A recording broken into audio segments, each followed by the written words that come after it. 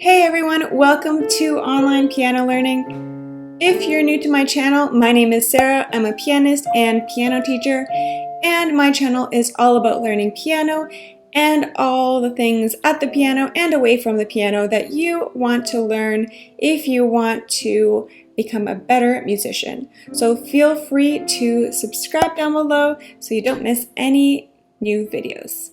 Today we're talking about a very important topic, which is musicality at the piano. Today I will be talking about how we can express ourselves at the piano, what knowledge will help you express yourself at the piano, and how to learn it. Let's get started. The first question which I want to answer is, what is musicality? Musicality is the way we express ourselves in the music, which means not only our emotions, but also our interpretation of what we think the composer wanted when they wrote the music. Ideally, we'd like to have a good balance of the two. The second question is, when do you start practicing musicality? A lot of people have the idea that when they get started learning a new piece, they have to just learn all the notes and all the dynamics and everything, and then later on they add in their musical touch. I recommend quite the opposite. So even though it's tough when you just get started, especially if you're a beginner, the reading might be a little bit slower, but even at a slow tempo, I want you to think about, what do you want this to sound like? What do you want your tone to sound like? Have you heard any recordings with pianists? Where is the melody? Is the melody in the right hand? In the left hand? If so, you want to make that melody sing more than the voices that accompany it. Those kind of things you can start working on right away in your music. The second thing that I want to address today is how to make the piano sing. You probably have heard at some point two performances of the same piece, and one of them has the most beautiful touching melody, and the other one just sounds like notes played one by one.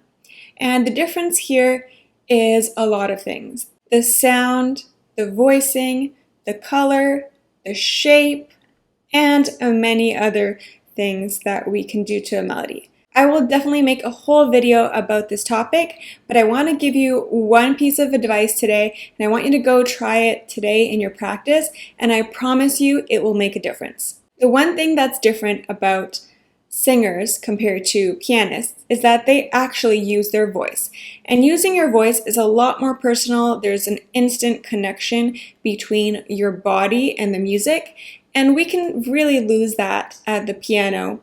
Well, I said one thing, but I am actually going to tell you two things. The first thing that I want you to do is to breathe. I know it seems ridiculous, like, what are you saying, Sarah? You're telling me to breathe. If I wasn't breathing, I would probably pass out. But actually, it's true. A lot of us, we don't breathe, especially if we're nervous or trying to focus on something. We stop breathing, and that will get rid of any natural inflection that you are adding to the music. So that's the first thing. You want to breathe, and imagine if you were singing this melody, which places would you breathe? Now that's going to happen naturally if you do the second piece of advice that I'm going to give you today, and that is to sing along with the melody. So maybe you might be a singer, maybe you're not a singer. You can sing or hum. If you aren't comfortable, you can wait till no one's home and try singing along.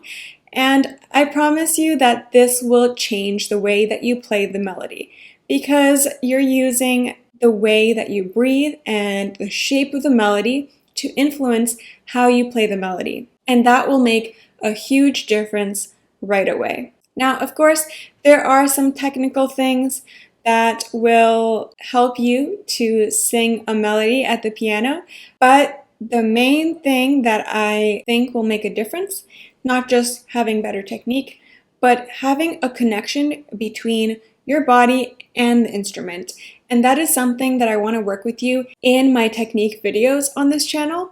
I want you to be able to have a really free technique and make sure you're connecting to the piano so that when you have an idea, you can get it directly into the instrument instead of struggling. Now, of course, emotions are not something that you can choreograph. It is something that may come more naturally to some people who are a little bit more sentimental, and maybe less naturally to some people who are not as sentimental. Personally, I'm an introvert, but at the piano, I feel more like an extrovert when it comes to expressing what I feel, but some people might be the opposite. So just try to figure out if that is something that you're comfortable with already, or if it's something you want to add to. Now, whether it's something that comes naturally to you or not, we can always enhance our musicality with extra knowledge. That leads me to my next question. Why is theory important for musicality? A lot of people might think that theory is just some boring homework that your teacher will make you do in a separate notebook away from your piano to waste your practice time, but really it's important to understand not only the theory to help you memorize the piece, but also to help you to feel the emotions in the music. The reason why we use certain chords or certain intervals is because there is a different sound and a different feeling to each of them. Now, if you are playing a piece and you have a strong understanding of harmony, then you will be able to feel all the tension and release in the piece. You will feel if there is a contrasting harmony and know when to change the sound in your touch, and many other things like this. That'll also help you with playing melodies, because in melodies, we have melodic intervals, which means that we're not playing multiple notes at once like in a chord, we're playing them one by one.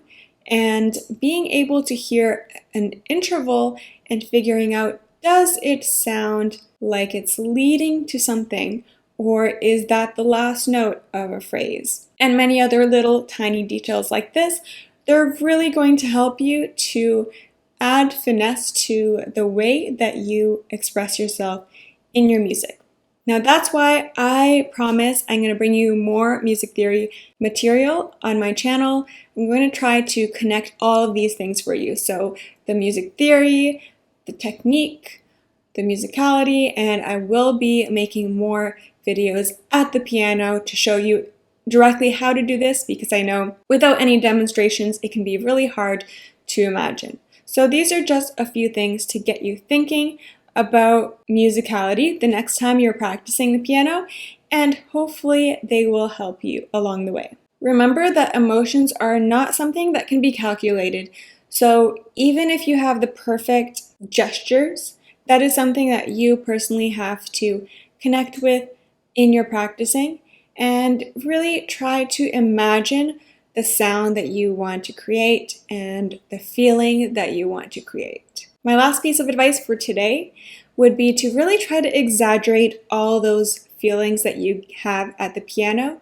So for example, if you're playing something that is really aggressive or like forte, really noisy, try to really go for it. Go for a really loud forte, and then when it gets quieter, go even softer to try to create a bigger contrast. And that's something that I've learned over years of experience with performing. When you're first starting out, you don't really realize how much you have to project all of these dynamics and all the expression outwards towards your audience so that they can really understand what you're trying to portray. If you tried breathing and singing along with your music and you felt an improvement, I want you to post a video on Instagram and tag me at Sara Nikolic pianist, because I really want to see how you sound and cheer you on. Let me know in the comments if you feel like musicality is something that you have naturally, or is that something that you struggle with expressing through the music? Thanks so much for watching, and I'll see you in the next video.